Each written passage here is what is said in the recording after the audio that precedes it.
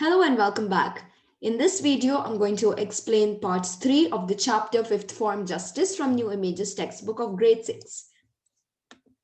I hope you have finished watching part 1 and part 2 of this chapter. Let's quickly recap on what we have read so far. There are two twins named Mavis and Merle, and they had missed a lot of work which was coming up for their examinations due to mumps. So their younger cousin brother named Cliff comes and says that if they look up Celtic words in the English language, the life and works of William Cowper and the products of Java and Borneo, they are going to pass the examination. Later on, what he says comes true and they are very happy, both of them, because they passed it is not that they passed, but they knew that they have done well in the exam. So when Merle tells her classmates that, like I say, wasn't it funny about my fortune? Why? We had the exact questions and all of that. When she told that to her classmates, they said very queer and, well, it was lucky for it was pure guessing by Clive and all of that. Her classmates said, but they know something that Merle doesn't, and that is an unreal truth. So that is where we stopped. So let's read on. We stopped over here, so we'll continue from here. Wait a minute, said Mavis, rising with a very white face. To begin with, you have got to prove that it was Merle. One witness isn't enough. So they began to debate and fight about the topic. Katie and Peggy saw her down the drive. They told me so. What time was it? About 5 o'clock. She was practicing at home then. I can bring witnesses to prove that. Besides, if she had really seen the questions, do you think she'd have been silly enough to tell them to you before the exam? The girls looked puzzled at that, but Nesta murmured that Merle was silly enough for everything. As she is one of the monitresses, we thought we ought to give her a chance to clear herself before we told Miss Mitchell, said Iva. So since she was one of the monitresses, that is nothing but a girl who is in charge of the class, who takes care of the class when the teacher is away or something like that. So they thought that they're going to give her a chance to clear herself and just speak out the truth before they complained to Miss Mitchell. She can clear herself and she will. It is not fair to condemn her like this. You must give her time to bring her own witnesses. I ask you all, is it like Merle to do such a thing? Well, no, it certainly isn't like either of you. That is what surprised us so much. So they continue to say that we know that you wouldn't do such a thing, and that is why they were surprised. And also, um, Mavis says that you need to give her time to bring her own witnesses and also clear herself, right? So that is what Mavis tells Iva. You feel you can't be sure of anybody, added Aubrey. The borders tea gong surrounded at that moment brought the meeting to an unsatisfactory conclusion.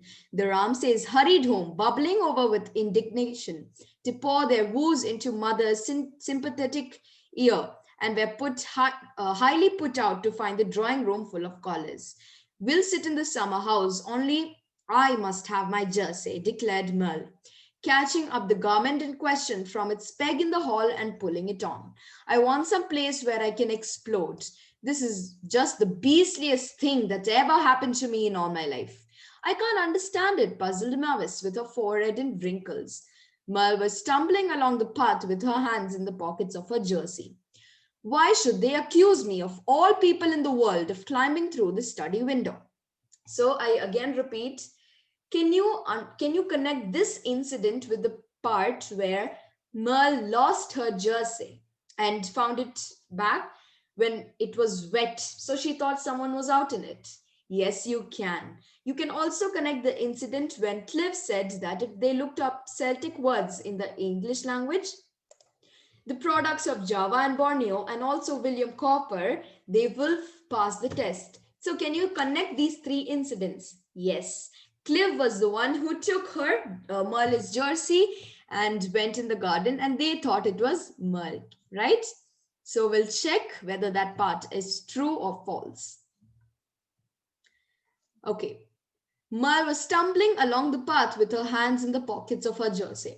Why should they accuse me, of all people in the world, of climbing in through the study window?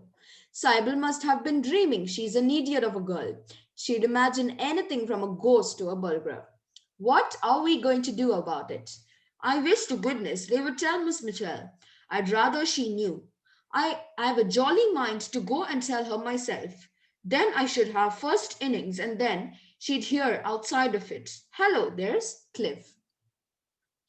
It was the lively young gentleman who came walking along the garden wall and took a flying leap on the path, just avoiding one of the best flower beds.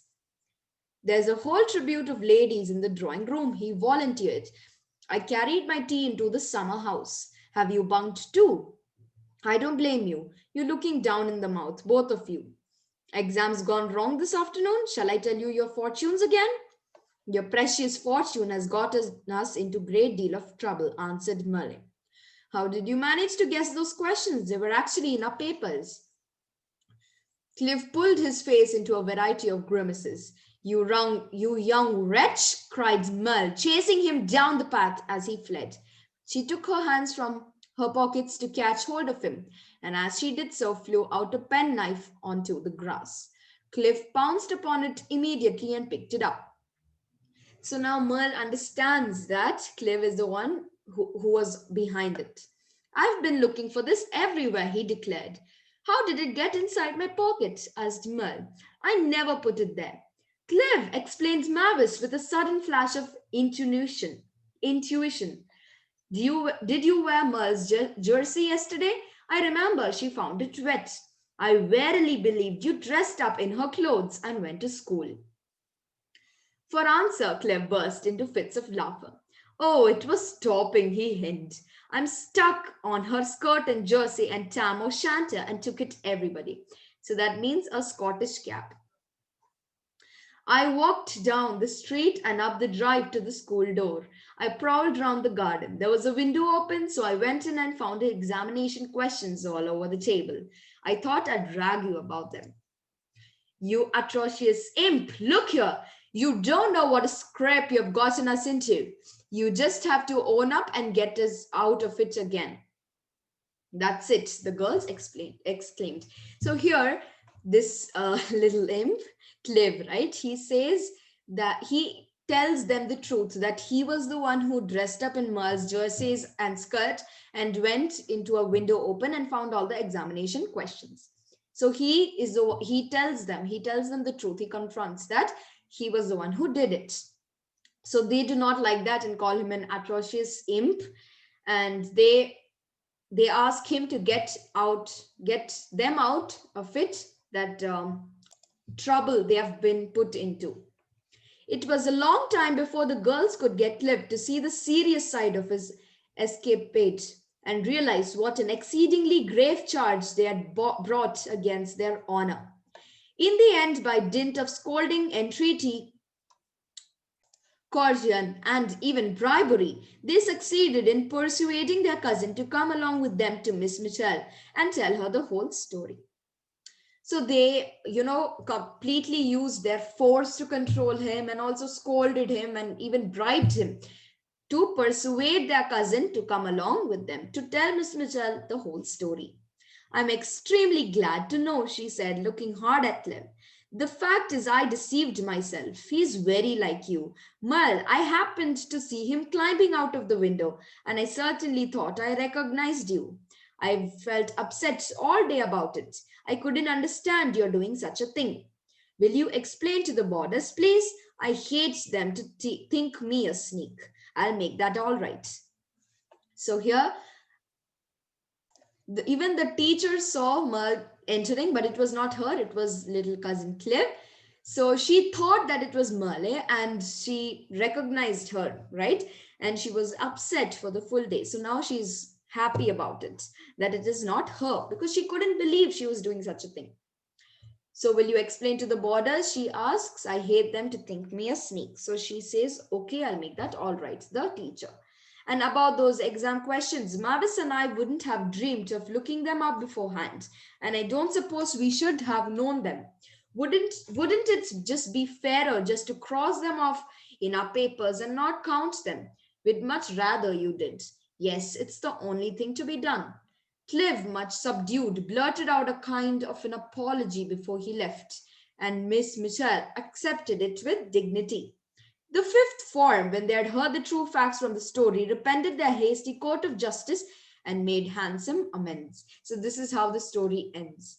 So even Clive apologizes kindly and just goes away, and Miss Mitchell accepted it.